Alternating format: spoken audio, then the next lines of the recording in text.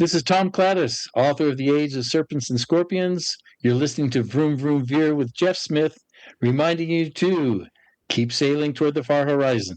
See, I knew you'd like that. Yeah, I did. I try to use your own words. And then when you see it, you go, oh, hey, that's cute. Oh, I got this. Yeah. All right. Let me hit stop. I'll be right back. Are you ready to thoughtfully steer away from your revved up, frenzied, and far too often scripted life? Then welcome to Vroom Vroom Veer with Jeff Smith, where he guides you down the road differently traveled by sharing unique experiences with guests who have managed to shift away from a life stuck on cruise control and veered their way into a more authentic and fulfilling one in all sorts of interesting and kind of remarkable ways. Get ready to Vroom Vroom Veer with your differently traveled road chauffeur, Jeff Smith.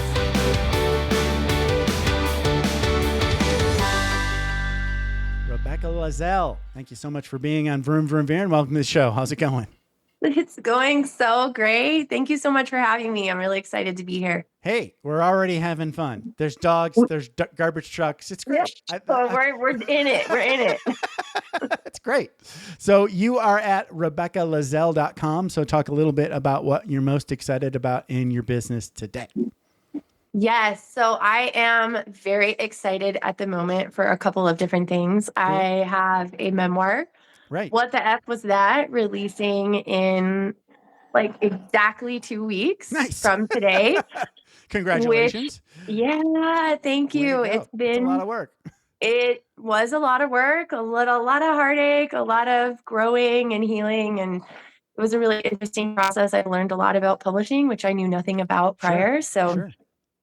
That's been very interesting and thrilling and nerve-wracking for sure. I'm definitely stressful. A little bit nervous. Yeah, a little bit of stress. That's good. That means you're alive. Yeah, right? I think it's a normal human publishing experience. Yes, so, totally.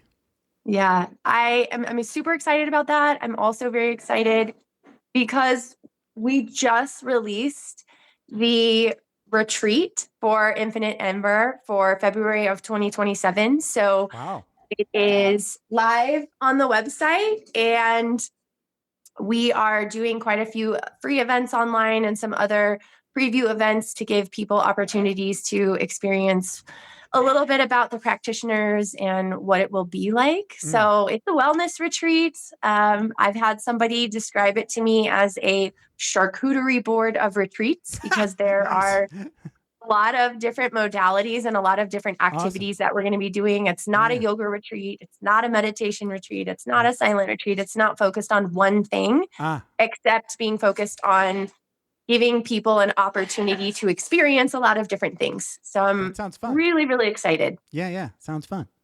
Yeah, it's going to be awesome. It's at this really luxurious place in Estes Park, Colorado. Whoa. So it's going to be in the mountains in the winter. There's also going to be a summer one eventually, but it's a really exciting sort of time in my business. Sounds awesome. So congratulations on that. Yes. Thank you so much. Okay. So let's go back in time and talk about Rebecca Lazzelle growing up. Like, did you grow up where you are now, or where did you grow up? Yeah. So I live in Denver currently, and I moved to Colorado in the early 90s. So we've definitely been here for a while. I have lived in a variety of different places around Colorado. And I think one of the things that is useful and interesting for this Vroom Vroom Veer concept is that I would have always described myself as an overachiever, a perfectionist. Yeah. And I even described myself as a type AAA borderline OCD personality in the past. Okay. So I was not, the oldest. I was driven. I got, a 4.2 GPA in high school, and I wasn't even the valedictorian. So it was a pretty competitive landscape. Right. I got 1 B in college.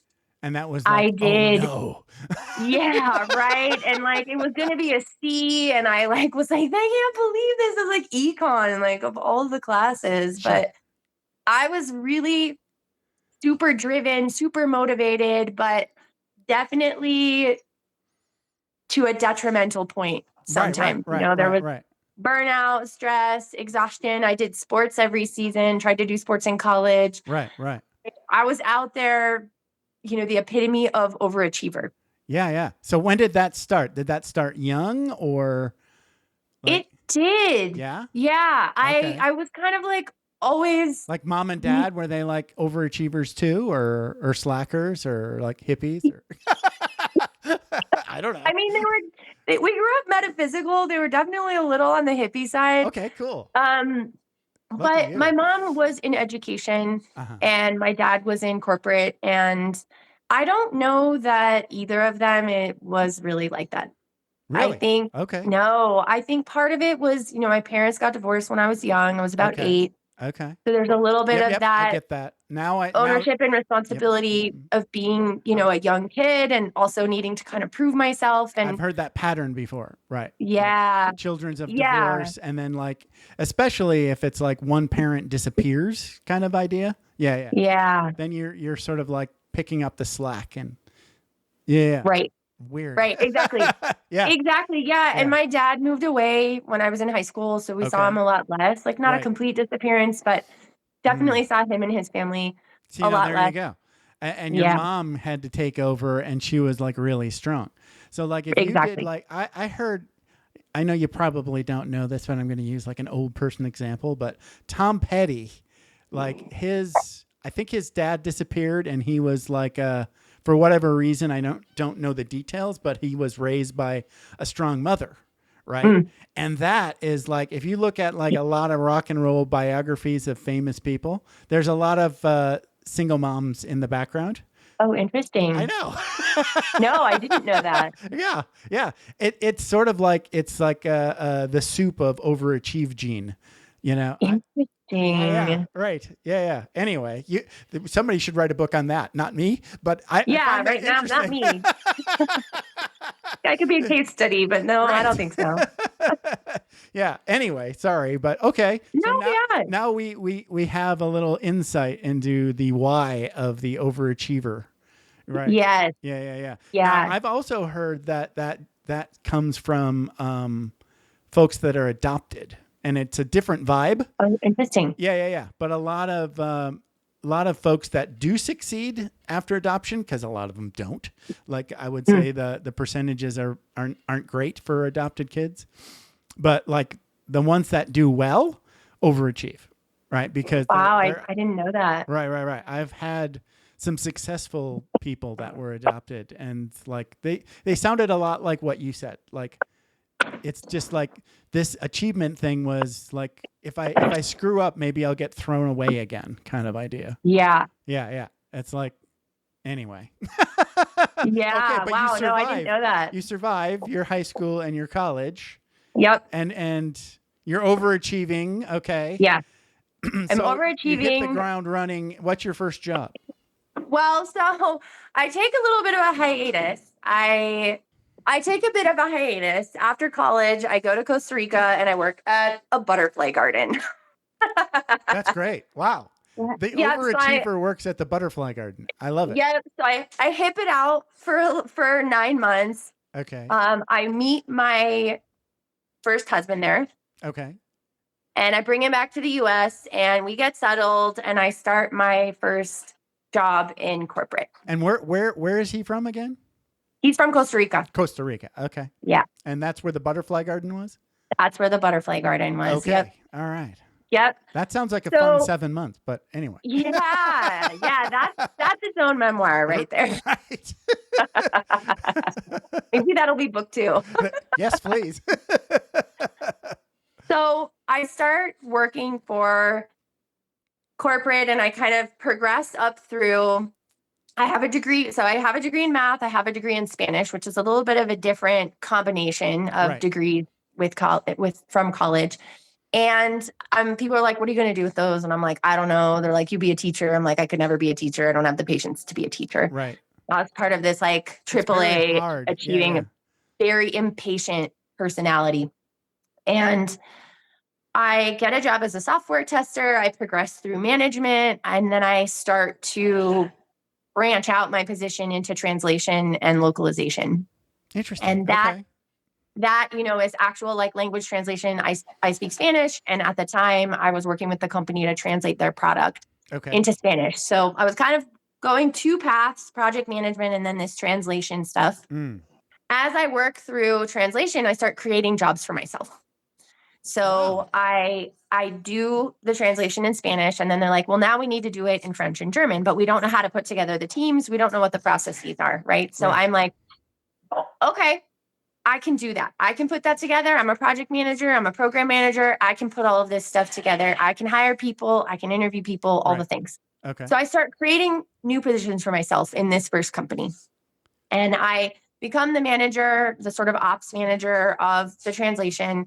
We end up starting to translate things into 21 different languages. Wow. So I'm building more and more teams. Okay. And bigger teams and more processes. And again, I'm creating a job for myself. I don't have specific team members, creating all these new jobs for myself. I'm running these big teams. I'm running this whole new division. I moved to Denmark because I'm doing so good. Okay. And they're like, hey, we need you to do all this project management, all this program management, all this stuff in Denmark and with the Danish version of the application. I'm like, okay, cool. In Denmark, my ex and I start talking about divorce. And so he comes with you. He comes with me to Denmark, and it's tough. There's not a lot of support within the company around how to work different hours than the US. Right. I'm working 16 hours a day. Yeah. I am so stressed. You're burnt I out. get bronchitis 4 times in a year and pneumonia 1 time.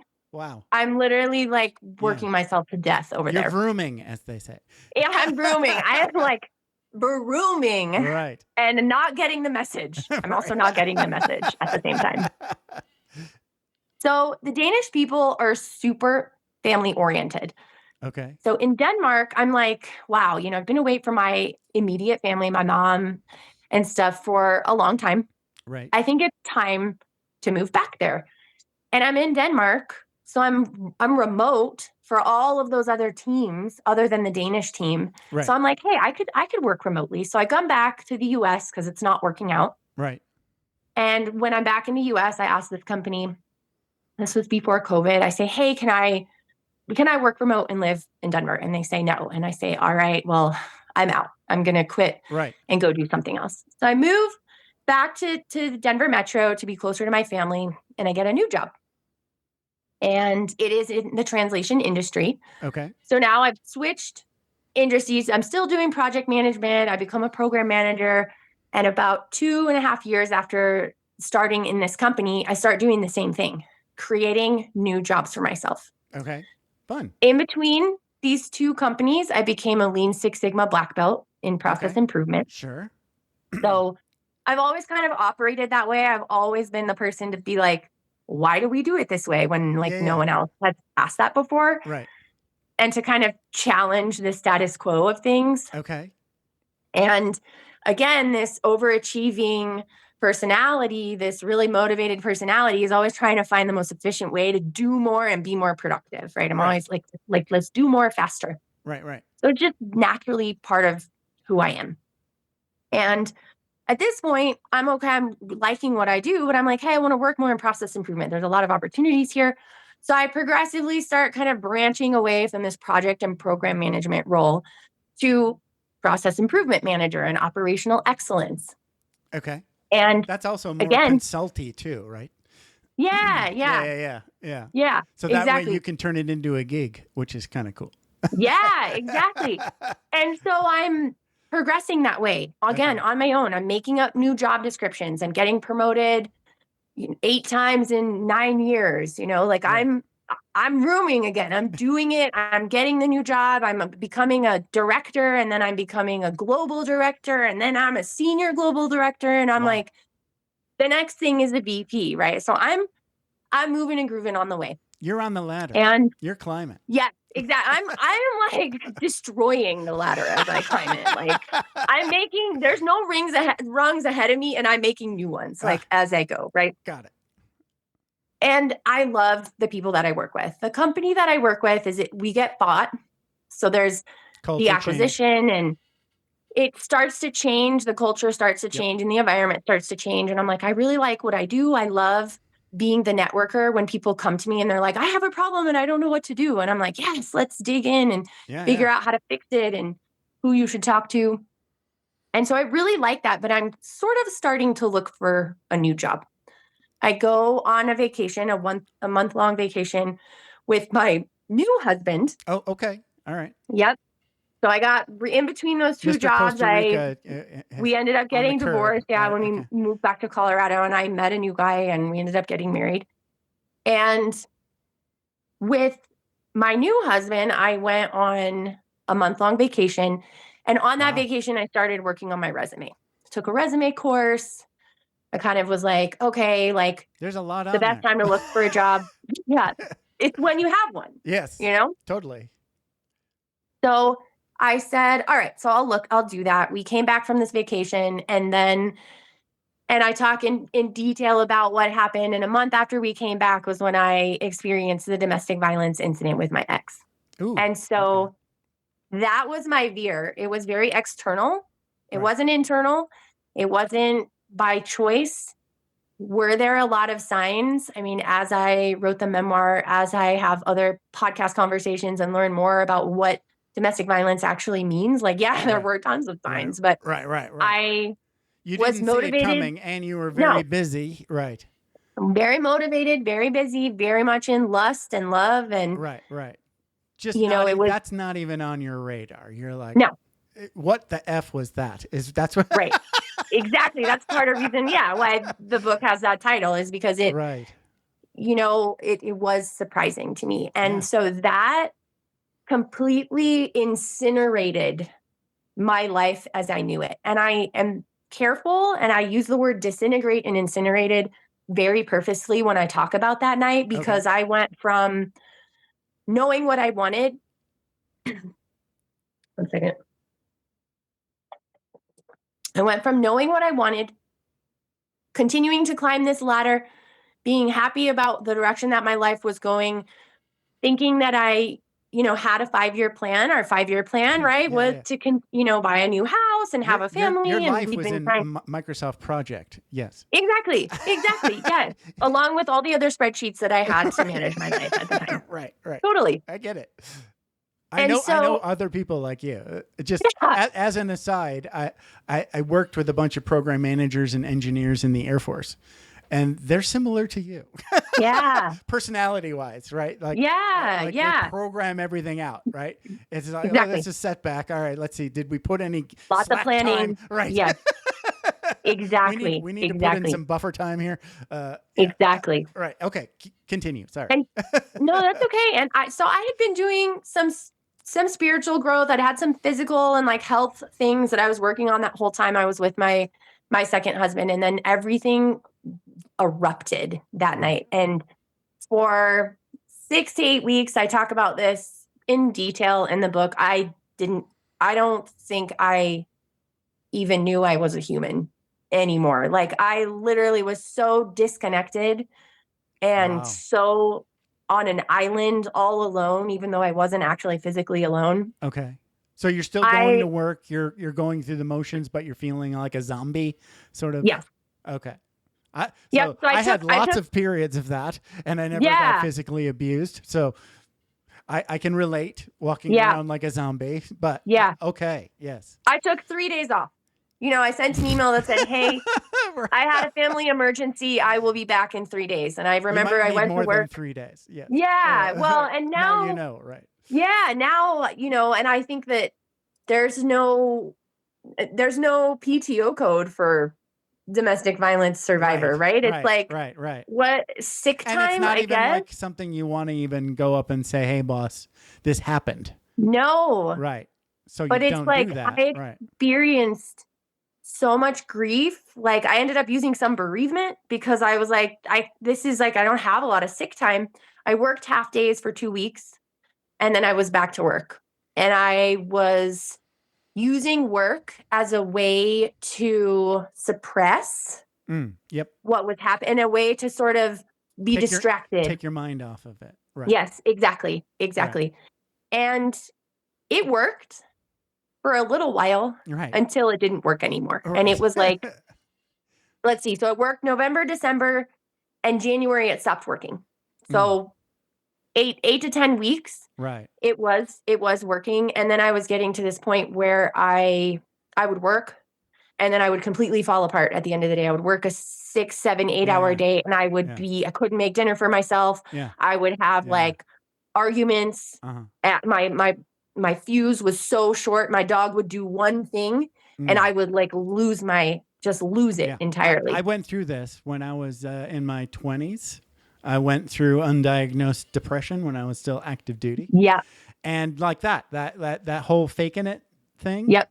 Like everything's okay and then go home and cry. Yes. Been there. Right. And then I think there was a moment when like a coworker was watching me try to do a thing I had done a million times and I just couldn't do it. Right. Yep. I couldn't do this super easy thing. And I was like, wow, okay. Maybe I need to pay attention to what's happening. Yeah. So you have like, and that that's exactly what happened. I got to the point where I could work for 2 days and that's it during the week. I needed the rest of the week off because I just couldn't mentally, emotionally, physically do it. I would just cry all the time. I'd finish a meeting and then I'd close the meeting and be 5 minutes late to the next one because I was just sobbing in my bathroom. You know, it just was completely unsustainable. And so I went to Europe and that's where my boss was located at the time. And he wasn't familiar with FMLA. And I was like, look, I need to do this. I cannot function. I'm having PTSD. I'm having like really severe panic attacks. Like I can't sleep. Like work is no longer helping. It helped in the beginning, but it's not helping anymore. And so he granted my FMLA. And so then I took 3 months of FMLA, which was really helpful. It was helpful to separate from my job and all of the stress related to just needing to do work, but also what exactly you said. I need to do this work, but for some reason I can't do it anymore. I used to be really good at this. And now I suck. Right. And that's not helping my mood because now I'm so disappointed and ashamed that I used to be able to do things that I can't do anymore. And, you know, it's just like this spiral. You just get into this spiral. Yes. And so I took FMLA. And at the time, I knew I needed to be around people that I loved. And I was living with my mom. And I will forever be grateful for her offering that space for me because I don't know if I could have even gotten an apartment. Like I literally could not function as an adult, you know, like understanding how society was working, like literally just nothing was working in my brain.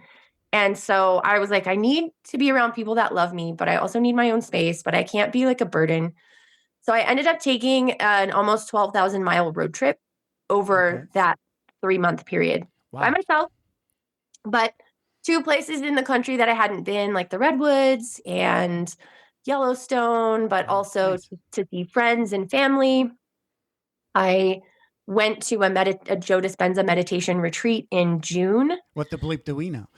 Yeah, right. Exactly. I remember that. Yes. And it was amazing. And it was during that retreat that I had my very first day where I actually said to myself, I finally feel like myself again. Whoa. Okay. So it was 7, 8, 9, however many months between sort of that incident where I was finally like, this is the first day I've felt like myself since, you know, October of 2024. Wow. And at that point, I had lost my job while I was at that retreat, actually. Right. So they were like, I had an appointment with my therapist and with my doctor, and we were all like, all right, not really ready to go back full time. Work was like, you come back or you don't come back. And I'm like, well, all right, well then I'm not coming back. All right. You know? And I'd started the book and it was kind of like, all right, this is like, you know, a new thing. And I, in my time of being unemployed, I ended up applying for over 230 corporate jobs. Wow. Which is mind-boggling. It is so crazy. And I was like, I don't think I want to do that anymore. I don't think that's who I am anymore. I want to help people, but in a different way. Okay. And so I'm writing my book. I'm doing this energy work on myself, which I had learned about years later.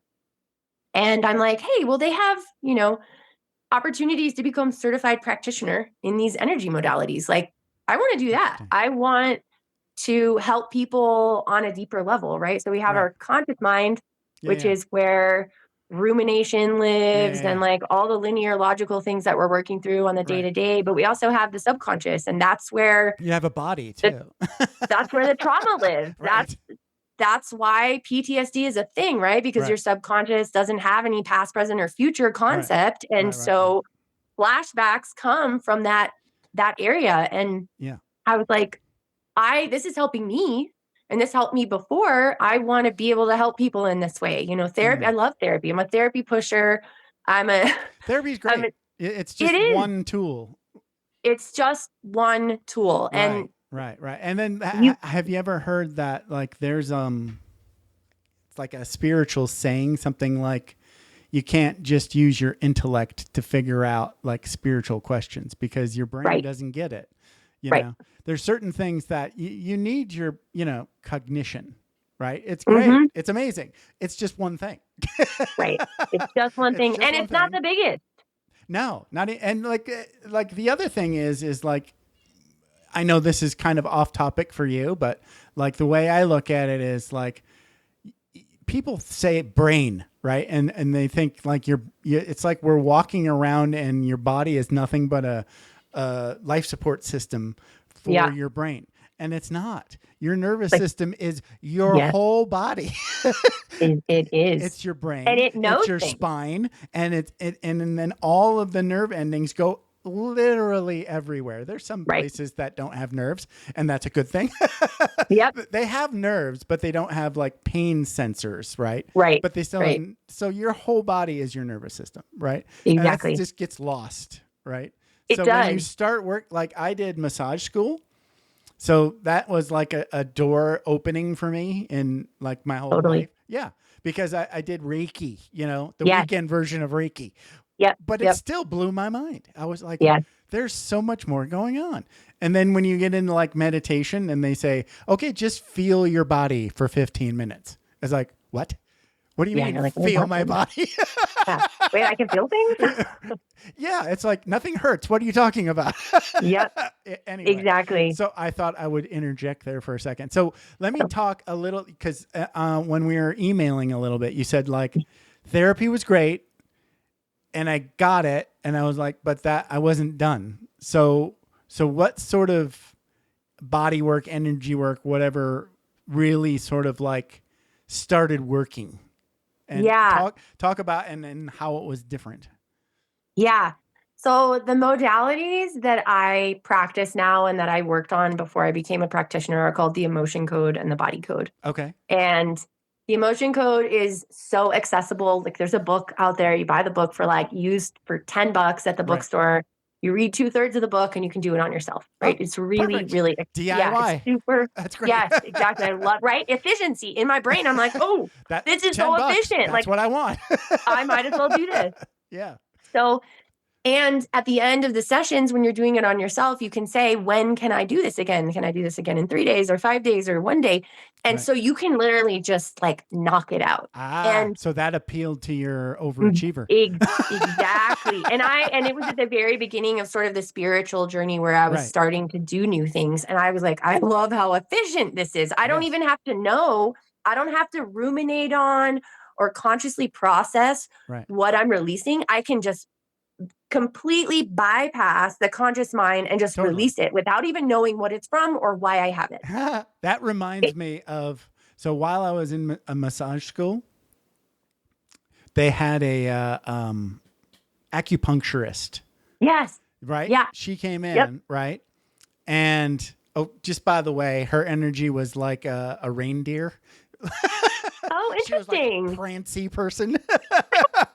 But she was like, because in massage school, like you spend a lot of time like trying to figure out where you should do some work, right? Right. So you're talking to the client a lot, trying to figure out what hurts and then apply different techniques to figure, because you don't necessarily work where the pain is, but like, it could be referred. It could come from somewhere else. Yeah, exactly. Yeah. Like the trigger point idea. But like her thing, she was like, I'll listen to the story because people need that. But the story doesn't matter.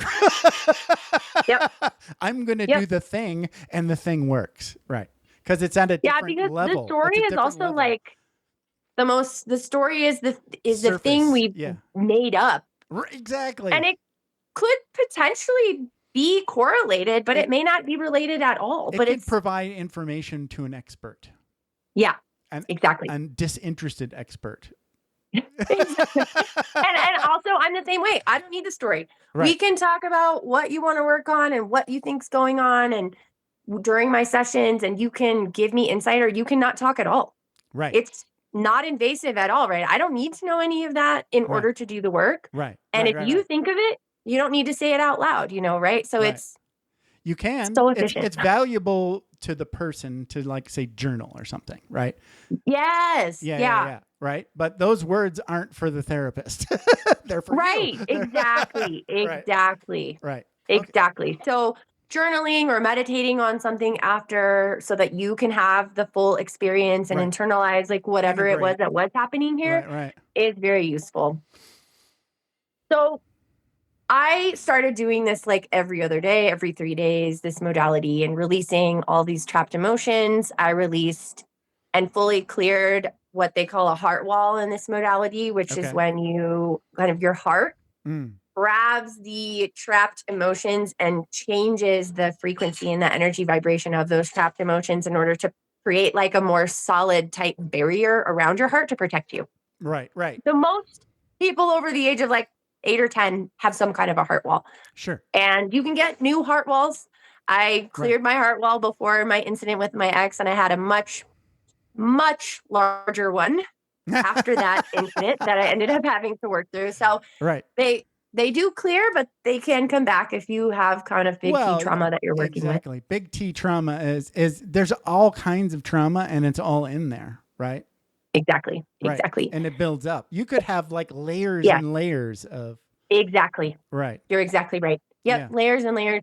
And the thing about like the heart wall and those trapped energies is it serves a purpose, right? If you're in a big T trauma situation and you need to survive, it's keeping you alive. You cannot focus on how bad you feel. You need to get out. You need to go be somewhere safe, right? So it does serve a purpose, but eventually it doesn't serve a purpose anymore because you get kind of stuck, right? Right. So I was like experiencing this big transformation, which I attributed to this energy work. And it was helping alongside my EMDR and my CBT and my talk therapy that I was doing after the incident with my ex as well. And I was like, I want to help people, which is what I did in my job before. I networked and I helped fix their problems. But I was like, I don't want to do that. I want to help people live better lives, live more authentic lives, return to their true selves. Right. So this heart wall creates like glasses, like filters on the way that you receive the information in the world, the way that you perceive the information. And so I always say, like, if you find yourself saying, oh, I always get angry when I do laundry, or I'm just like this, or I don't know why I do that, I just do that. Those are all great examples of like, probably there is something going on, especially if you don't like that behavior that is making you feel like you need to act that way, or making that your default pattern or your default reaction when that might not actually be who you really are. Right. And this kind of work can work on things like that. Totally. So I was like, I want to get certified in this kind of work. I want to start a business where I do this. And then I also was like doing all these other modalities over this kind of 5-year period, energy modalities, working with coaches. And the retreat is based on all of those, or all the people that I worked with. And it's kind of like this opportunity for people. And some of my year-long cohort service is a very similar experience where it's like, let's get together and let's not just do one modality. Let's do like 5 modalities with integration activities and with small, intimate groups so that you can try all these different things over a period of time and see the growth and see the change, because energy work is a lot like physical therapy. You injure your arm, you injure your muscle, you don't expect to go to one physical therapy appointment, right? You know, take some time. In order to build up that mobility, in order to build up that range of motion, that you're going to need to go to 20 appointments, over 10 or 12 weeks. And it's going to take repetition and time. There's going to be some soreness, right? And so to me, energy work is very similar, right? Because there's incremental changes that you can make. And when you make one change, your whole energy has to kind of readjust. And then you make some more changes and then things start opening up. And so my goal with my services and the retreat is to offer this sort of sustained experience in a small group. And the group community aspect to me is critical. As I mentioned, in that depressive period, I even used the word, I felt like I was on an island. I felt so alone. And it's not lonely.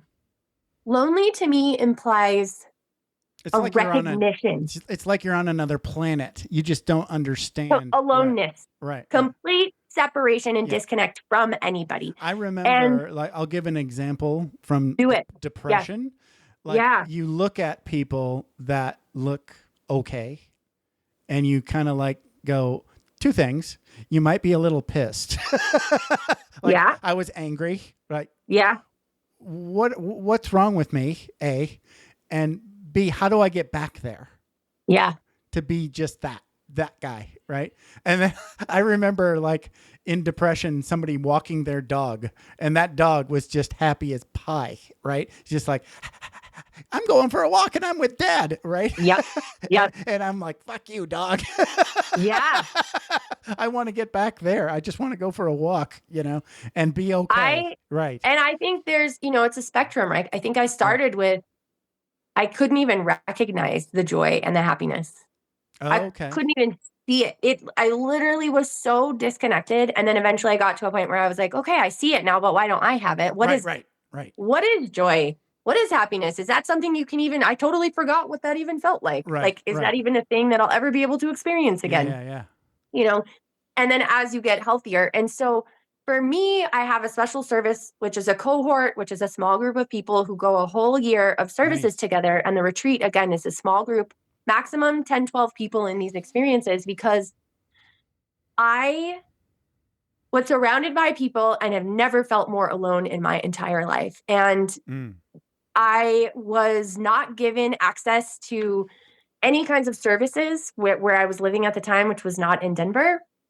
And professionals were trying to help, and I was asking for groups and community, and I couldn't find it. And I know how important it is to find people who can help validate your experiences. When my second husband went to rehab, I literally thought I was crazy because of what I was experiencing. And the rehab program offered family group therapy. Okay. The very first session I went to, I was sobbing. I couldn't even be on video. I was sobbing the entire session because I literally was like, these people are experiencing the exact same thing. I am not crazy. I'm actually sane. There are other people in the world. And even though these are parents and this is a sister and it's not the same type of relationship, they are describing the exact things I am experiencing. And I was so grateful, and it really helped me. And I was like, if I can create spaces where people can connect even with one person that they can have to help them and to validate their experience and make them feel like an actual human again, I want to do that. That's huge. Yeah. And there are great, I found this wonderful service in Denver. It's called Porchlight. They are amazing. They have amazing people and amazing services. And I think this idea of needing community around these types of experiences is more and more common, but it can feel so isolating. And I've just never felt so alone. And if I could prevent one person in the world from feeling that type of loneliness and that type of despair and sorrow and all of that I felt, I would feel amazing. I would be so grateful. Right. And it sounds like being in these groups means that there's homework. It becomes more of a practice. Exactly. Right. Because that's what you need. You can't just, it's not like you're a car. You can't just go get a new piece and then you're good. Right. Well, it's like the physical therapy example. And I just used it this morning with somebody and I was saying, if you go to physical therapy for those 12 weeks and you don't do your exercises at home, you don't progress as much in that 12-week period, right? And all of us are horrible. Like what percent of people do the exercises from PT at home? But it's like... Yeah, and PT only gets you so far because your PT is only basically once inflammation is gone, PT's done. It's like they're done now. Right. So you need more. That's what I really like about like the trigger point, because I did the massage school and it was the advanced neuromuscular, the whole trigger point thing. Yep. So now when I feel like, oh, my hips are screwed up again, I know what to do. Yeah, exactly. So everybody needs to know that stuff. And it's easier when you have a buddy. It's easier when you need have like a family, external or accountability and a group of people who are doing what you're doing and understand where you are and maybe aren't experiencing the exact same thing, but have experienced something similar and can empathize and not just be like saying, well, you should be this and you should have done that. And I got a lot of that too. And I've seen that, all over social media when survivors are like, well, you should have done XYZ or you should have left earlier. And it's like, if you had any idea of what it's like, you would not say that. I just learned something cool that I think is apropos here. Like, let's do it. So have you ever heard of this thing on YouTube called Challenge Accepted? So I have not. Check it out. It's really cool. Okay. So her name is Michelle Care. It's Khare. Okay. But you can Google either the name or Challenge Accepted. You'll get it. Okay. But she said she was on Tim's Fair. So she does like extreme daredevil shit. Like stuff I would never do. Right. Sounds intense. Yeah. So she did like it's a race. That's crazy. So it's like 7 marathons in 7 days and 7 continents. Oh my God. 7 continents. That is... So one of them is on Antarctica. I'm like, no, but I want to watch. So the point of bringing this all up was like every video needs 3 roles filled. You need a coach, you need a mentor, and you need a cheerleader, or many, many cheerleaders, but at least one coach and one mentor. So the coach is the person that knows how to teach you. The mentor is the person that just did the thing you want to do. Yeah. Recently, right? Yeah. So you can say, when you did this, did you want to cry and die and puke? Yes. Yeah. Yeah, okay, exactly. Yep. And then cheerleaders are just cheerleaders, but they're like specifically people that love you and will not judge you and always be on your side. Right. So like of all the things that I took out of that crazy daredevil shit, it was yeah, exactly. Yeah. Because that's sort of I like that trifecta of folks you need in your corner. Right. I love that. Yeah. Anyway, sorry. I digress. No, it's great. That's what I want. I want to create these like cheerleader communities, basically, and potentially like mentors as well. Right. Yeah. You're the coach. But it's like, there's a bunch of mentors and there's a bunch of cheerleaders. Right. Yeah. Yeah. Yeah, exactly. That's perfect. Yeah. So it took this really dramatic event in my life to completely disassemble everything that I knew. And I had the standard, nuclear family white picket fence dream, which is a whole other podcast episode about why I had that dream. And you can come back. We can do that story too. Where it came from. Bring the dogs. It was great. Right? And did I even believe in that dream for that dream to be completely dismantled? And I would say now I'm in a place where if somebody said, where do you see yourself in 5 years? I actually can't answer that, which... It's a good thing. And that makes you happy, right? It makes me a little bit uncomfortable still. Okay. All right. As in like for 40 years, I could do that. I could say, even with uncertainty. Yeah. Right. Like I'll have a house or I'll be living in Spain or I'll have 2 kids or something. There was sort of always some kind of goalpost out there. And now I I don't. I can't. Right. And I'm You got a uncomfortable. I'm retreat in okay with it. February. Yeah, right. I'm like, there's something will be happening in February. But Right. other than, I'm going to Iceland in November. But like Good other for than that, you. I don't really know. Yeah. I'm like I live month to month, which is like really a strange concept to not be. Right. It's the I don't know opposite where of project management. it is the absolute opposite. And it's taken a lot of work for me able to be. I say I'm uncomfortable. I'm not always uncomfortable with it. Most of the time I'm like, it'll be fine. It'll be okay. Like I'm doing my things. I'm going to have my retreat. Something will change. Something will be different. But I dismantled this sort of ability because 5 years ago from today, I never would have been able to say that this is where I was. So it was like, why do that to myself? Like, Right. I don't know. Yeah. You want to improvise life now. I would say that I'm still not a very spontaneous person. Sure, that's okay. But you can see the value though. Well, and I'm like I said, I'm uncomfortable, but I am comfortable in the unknown. It's kind of like comfortable with being uncomfortable, which is that's as good as you can get, right? Yeah, and I always, even in the worst of that depressive period, I always knew it will be okay. My personality and my efficiency was like, I don't love that it's not okay right now. And I want it to be happening quicker. And I can't see the light at the end of the tunnel, but there is a light and I will get there eventually. Right. So there was always this fundamental, foundational belief that eventually I will be okay. Right. Eventually I will be past this. I don't know how long it's going to be. I mean, I just saw my ex recently and I had my first panic attack of the year, which was, I did not like it, but it was not as bad as see him on purpose.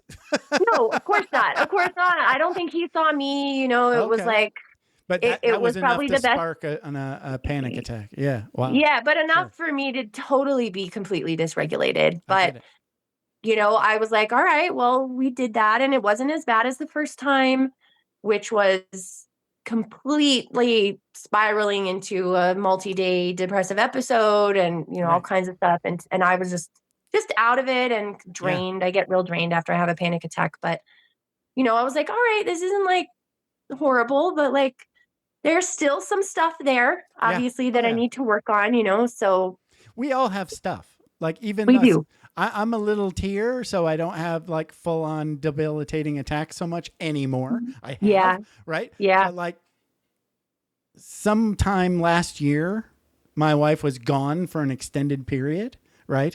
So I'm home alone, and that's never great, right? Oh, right. It's great, and then it's not. It's great for a week, and then you're like, wow, I'm really lonely.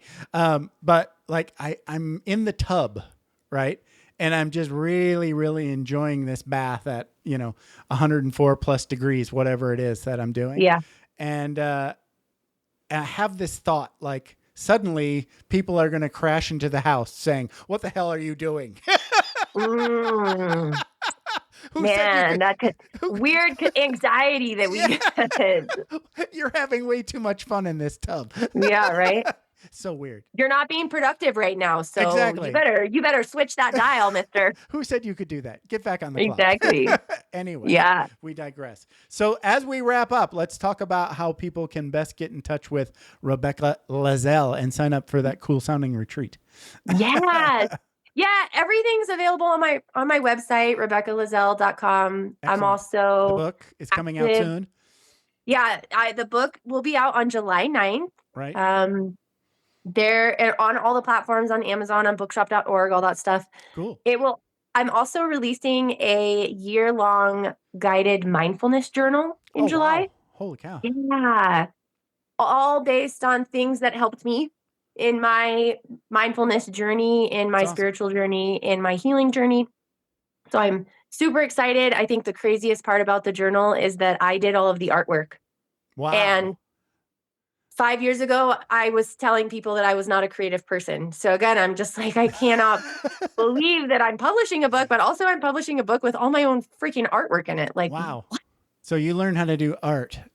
Yeah. I do watercolor. I do a very specific type of watercolor painting, which really helps me and has helped me a lot in my healing journey as well. That's awesome. And then I I'm just Rebecca Lazzelle on Instagram and TikTok too. So Perfect. I'm really trying. Social media is really hard for me, but yeah. I'm really trying on those platforms. I'm with you. I'm out only, if that makes sense. I'm out only. Yeah. Yeah. So if you ping me on one of those, you're not really going to get a response anytime soon. Yeah. I'm not a scroller, as they say. It's so distracting. Like I always have this balance of like trying to do things for my business and for the book, Right. like on these platforms, and then not being stuck just watching like Frenchie videos. Right. Exactly. You don't want to get algorithm is always messed up. Right. Exactly. It's bad for your brain. Okay. Thank you so much, Rebecca. This has been a blast. Yeah. Thank you so much, Jeff. I really appreciate it. All right. You have a good one. Don't hang You too. Thanks for taking the time to ride along with us on another episode of Vroom Vroom Veer. For podcast info and show notes, be sure to head over to vvveer.com. That's VVER.com. Man, that's fun to say. And we'll catch up with you next time here on Vroom Vroom Veer.